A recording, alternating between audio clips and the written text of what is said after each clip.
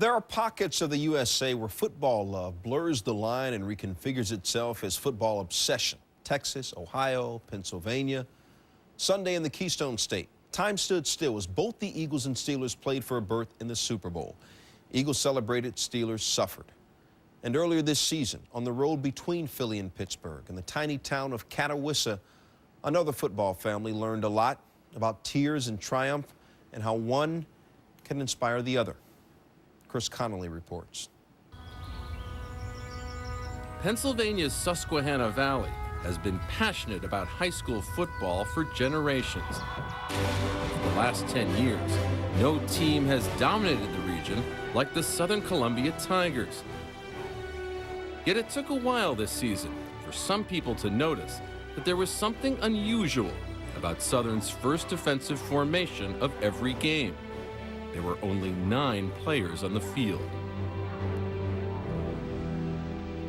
9 players, a team minus 2. That's what this Pennsylvania powerhouse became on July 28th, when a midday swim turned into a horror of powerful currents and turbulent whitewater. When it was over, 2 players were dead, and the heart of a great team had been broken. We didn't know how the players were going to respond, but it turned out the way we kind of thought they would respond. The number one item that has helped is that they always reflect back to what those 2 would have wanted. Teammates Tarek Leglid and Eric Barnes were 16, juniors at Southern, pals since childhood.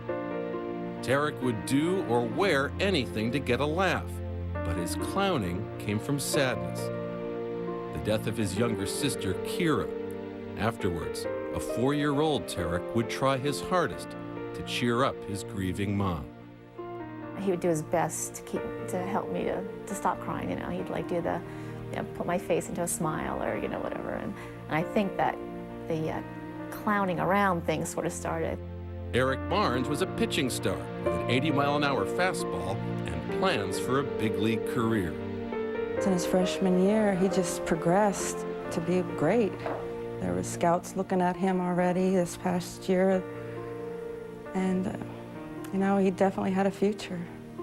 Tarek was always saying that he was going to be Eric's manager and make big bucks off of Eric going into professional baseball. Tarek and Eric were just 2 of the Southern players who, after lunch at a preseason football camp on the grounds of Bloomsburg University, decided to take a dip at a nearby swimming hole in Big Fishing Creek, between an abandoned railroad bridge and an old dam. But rain had soaked the area, and the creek was running much higher than normal. A bunch of us said we were going to go over and jump off the dam. I looked over and I saw that the tide was like really, really fast and didn't look too safe. Pulled over the dam, 14-year-old Colby Snyder was helpless in the churn beneath. Before long, so was Tarek Leglid. When Bobby Admire and Eric Barnes heard cries for help, they raced to the dam's edge. He made it there first because he was closer to the dam than I was. And then he jumped in, and I jumped in. As Colby began to pass out underwater, he grabbed onto something. It was Bobby Admire's leg. It took Bobby precious moments to free himself from the current and swim Colby's now lifeless body to the riverside, where he tried to resuscitate. And finally I gained conscious and I opened my eyes and I was staring for a good minute or 2. I realized that it was Bobby and he was giving me CPR. What was it like when his eyes opened up and you knew he was alive? A big relief, a big relief. But Bobby Admire's sense of relief would be all too short. Tarek and Eric were still missing. A sense of dread came over the team. Hours passed. Coach Roth braced himself for the worst. Finally, a rescue worker confirmed that Tarek and Eric had drowned in the creek. The next statement that he made was, so you need to address the team now about it. And, that's the most difficult thing I've ever done. What did you do when you heard that the first time? Just broke down and cried. I don't know. I went to the bathroom and I couldn't breathe and I was coughing and stuff. I really couldn't believe it. I was in shock.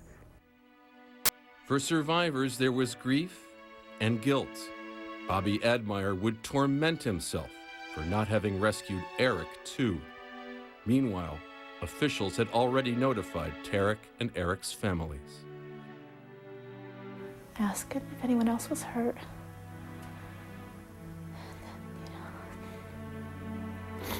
And then they said, yes, that Eric Barnes also died. And I'm just like, gosh, they were such good friends. And the trooper, he was young, and he's like, you know, they must have been good friends because Eric went to save him.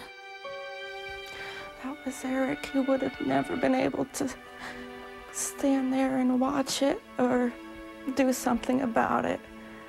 And if he would have gotten out without Tarek, he couldn't have lived up to himself. No one would have blamed Sherry and Peggy if they'd isolated themselves in their grief. Instead, they reached out to their son's anguished teammates. They were here personally right from the beginning of the season, you know, trying to let the boys know that, you know, we want you to care and we want you to miss them, but don't for a minute let down on the field. To channel their feelings for Tarek and Eric, the team wanted to honor the two players who would have started on defense, something even more special than the patches they would proudly wear. Somebody just kind of blurted out, you know, we should just start with 9 guys on defense. And, you know, there was a brief moment of silence and everybody was like, that's a great idea. And my initial reaction, being a football person, I'm like, yeah, well, that'd be great until they run the ball down your throat. I think it's probably one of the best ideas we could have thought of to honor them, because it's just showing that they're there and we're always going to need to look to them for our strength and support. This most remarkable tribute began on September 3rd, as 9 Tigers took to the field on defense for the first play against Loyalsock. They broke up a pass play. 2 plays later, the team was at full strength when Bobby Admire recovered a fumble and ran it into the end zone. It kind of broke the ice, and now it was like, we're just going to have fun and start playing football again. Southern started every game with the 9-man defense and never gave up a big play. The Tigers finished the regular season 10-0, undefeated for the first time in a decade. But the playoffs against the state's best for the Single-A championship still lay ahead. In their minds, they don't feel that the season's going to be complete unless they can honor Tarek and Eric with a state championship, and I know that's how they look at it. What would it mean to win the championship again with them as your inspiration? I think, in a way, we wouldn't be able to do it without them because they're just always in our hearts. 4 playoff wins returned Southern to the state championship game. The Tigers looking for their 3rd consecutive state championship, facing the Rams of Rochester. One last time, the Tiger D took the field with 9 players, took the season's ultimate goal into their hands, and became champions. Dan Latour, his 4th rushing touchdown of this game. The final score, Southern Columbia 35, Rochester nothing. A fitting tribute to their fallen comrades. Winning this game for me is more like a gift. Like, I wanted to give this to Tarek and Eric because they would want it, and I wanted to give it to them, and I did. Then at the Tigers' victory rally, a woman who'd found the courage to whisper so much encouragement stood beside Tarek's younger brother and raised her voice in thankfulness. I am, gratified beyond belief for how you have kept Tarek and Eric throughout this whole thing. The 9-man defensive play is amazing. And I'm sure it's amazing for everyone who watches it, but for us, it's amazing. They did what they set out to do. They really needed to do that for themselves, and I think for me and Sherry. Afterwards, the Southern players gathered around their friends' mothers one more time. Jerry and Peggy offered warm gratitude to those inspired by their sons and motherly comfort to the guilt-ridden and the still inconsolable. Kind of felt sad. Like, whenever I think about it, I always think it should be me. And whenever I see them, I think it should have been me instead of them.